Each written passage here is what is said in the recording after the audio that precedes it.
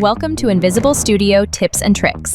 Today, we'll walk you through how to choose your keyframes, the images that bring your video to life. Start by generating an image. Once it loads, choose your favorite and drag and drop it into your storyboard. Or you can click Approve to save it as your keyframe. You can add it to an existing shot or start fresh with a new one. Totally up to you. Want to make changes? You can replace any shot with a new image you generate, or even upload one you already have.